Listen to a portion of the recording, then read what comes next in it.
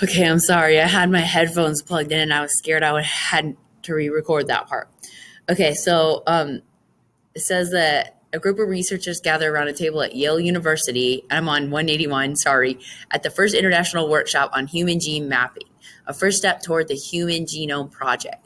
They were talking about how to stop the HeLa contamination problem when someone pointed out that the whole mess could be sorted out if they could find genetic markers specific to Henrietta and use them to identify which cells were hers and which weren't. Okay, and remember from the last chapter, we learned that President Nixon dedicated a lot of money to scientists to find the cure for cancer, but this is kind of in the way. This is causing a problem, this contamination. It says also they doing that would require creating the test that would identify the markers that would identify Henrietta. Would require DNA samples from her immediate family, preferably her husband as well as her children, to compare their DNA to HeLa's and create a map of Henrietta's genes. Victor McCusick, one of the scientists who first published Henrietta's name, happened to be at the table. He told him he could help, and Henrietta's husband and children were all patients at Hopkins. He said, so finding them wouldn't be difficult. As a physician on staff, McCusick had access to their medical records and contact information. Again, just because you have access to somebody's medical records does not mean you just go pull them. The geneticists at the conference were thrilled. If they had access to DNA from Henrietta's kids, they could not only solve the contamination problem, but to study Henrietta's cells in entirely new ways. McCusick agreed. So he turned to one of his postdoctoral fellows, Sue, and said, as soon as you get back to Baltimore, get this done. Susan did not speak English very well. She was Chinese, so that's going to be commonplace. McCusick didn't give Sue instructions for explaining the research to the Laxes. All she knew was that Victor McCusick had told her to call the family. He was like a god, Sue told me years later. He was a famous man. He trained most of the other medical geneticists in the world. And when the doctor said, you go back to Baltimore to get this blood drawn, I did it. When Sue got home from the conference, she called Day to ask if he could draw blood from his family. If she could draw blood from his family. They said they got my wife and she part alive, he told me years later. They said they've been doing experiments on her and they wanted to come test my children to see if they got that cancer killed their mother. Well, Sue hadn't said anything about testing the children for cancer. There was no such thing as a cancer test. And even if there had been, McCusick's lab wouldn't have been doing one because he wasn't a cancer researcher.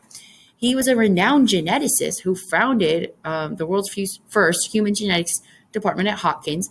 They maintained a catalog of human genes, including information about known genes and research done on them in a database called Mendelian Inheritance in Man. Ooh, I remember Gregor Mendel from science class. He was like a monk, and he would experiment on rats. But then the clergy was like, hey, Gregor, you got to clean up your act because these rats and these mice are really dirty. So he ended up experimenting on plants instead. So fun. I remember the little T and the T. Remember that exercise in science class? So fun. So this McCusick created the Bible of the field of genetics. And so right now, I guess it has 20,000 entries and it's still growing. I'm at the bottom of 182. McCusick and Sue were hoping to use somatic cell hybridization to test the Lax family for several different genetic markers, including proteins called HLA markers. By testing Henrietta's children, they hoped they would find out what Henrietta's HLA markers might have been so they could use to identify her cells. And Sue had come to America for China. Her English wasn't native. And according to Sue, when she called Day in 1973, she told him this: we come to draw blood to get HLA antigen. We do genetic marker profile because we can deduce a lot from Henrietta Lacks' genotype from the children and the husband. When I asked her if Day seemed to understand, Sue said, they are very receptive to us when I made a phone call. They're pretty intelligent, I think. Mr. Lax pretty much knows that his wife made a contribution, and they're very aware of the value of the HeLa cells. They probably heard people talking that the cell line is such an important thing, and everyone's talking about HeLa back then. They're a very nice family, so they're very nicely let us draw blood. Sue's accent was strong, and so was Day's. He spoke with a southern drawl so thick that his own children sometimes had a hard time understanding him. But language wasn't their only barrier. Day wouldn't have understood the concept of immortal cells or HLA markers coming from anyone, accent or not. He'd only gone to school for 4 years of his life and never studied science. The only kind of cell he heard of was a kind that Zachariah, I know I'm pronouncing that wrong, was living in out in Hagerstown, like the one that was sent to prison for murder. And so he did what he'd always done, and he didn't understand something a doctor said. He nodded and said yes. Years later, when I asked McCusick if anyone tried to get informed consent from the Lax family, he said, I suspect there was no effort to explain anything in great detail, but I don't believe anyone would have told them we were testing for cancer because that wasn't the case. They would have just said, your mother had cancer. The cells from the cancer have been growing all over the place and studied in great detail. In order to understand that better, we would like to have that blood from you people. I do believe though that they would have said something like, this will help your children, meaning HeLa cells help everybody, like even me. Yeah, you and I don't want polio. So Henrietta helped us all by helping, like with her cells, created the polio vaccine. So maybe that got confused.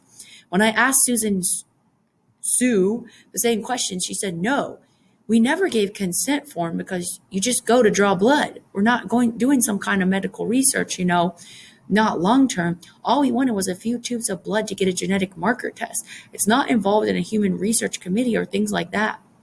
Although this attitude wasn't uncommon at the time, NIH guidelines stipulate that all human subject research funded by NIH, as McCusick's was, require both informed consent and approval from a Hopkins review board.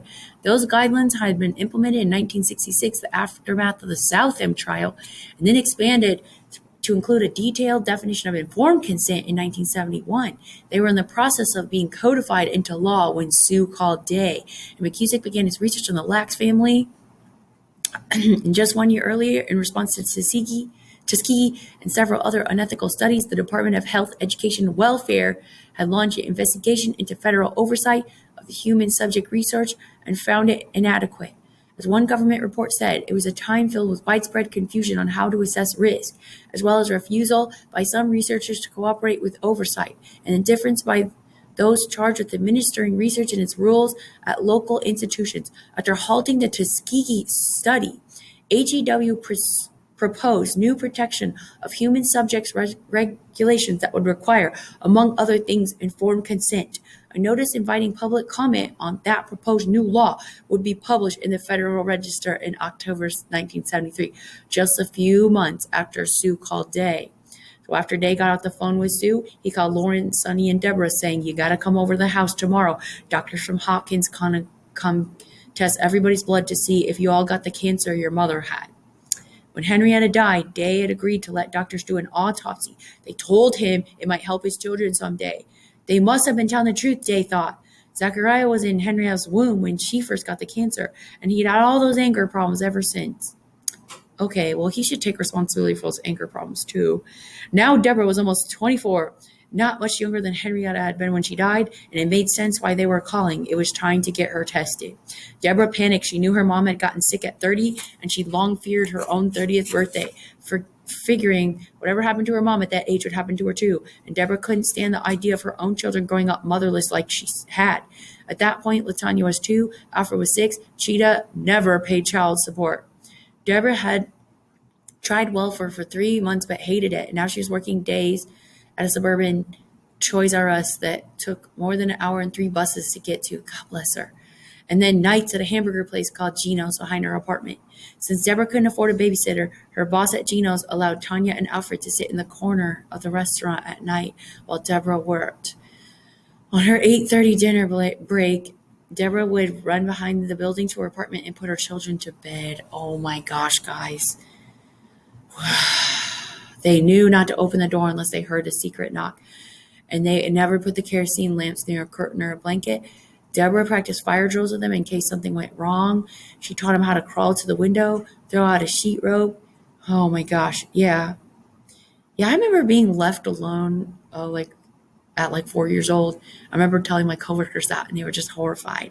But yeah, mom's got to work. Not on this level, though, guys. Those children were all Deborah had, and she wasn't going to let anything happen to them. So when her dad called saying Hopkins wanted to test, Deborah cried, saying, Lord, don't take me away from my babies. Not now, not after everything we've been through. And so a few days after Sue's phone call, Day, Sonny, Lawrence, and Deborah all sat around Lawrence's dining table as Sue, a doctor from McCusick's lab, Sue and a doctor collected tubes, and for the next several days, Deborah called Hopkins again, telling the switchboard operators, I'm calling for my cancer results, but none of the operators knew what test she was even talking about or where to send her for help. And soon, Sue wrote a letter to Lawrence asking if she could send a nurse out to Hagerstown to collect samples from Zechariah in prison. She included a copy of the George Guy tribute written by McCusick and Jones, saying she thought Lawrence would like to see an article about his mother's cells. No one in the family remembers reading that article. They figure Lawrence just put it in a drawer and forgot about it. Okay, I have to pause here because this chapter is a little bit long and my class is coming in, but I'm going to finish reading it.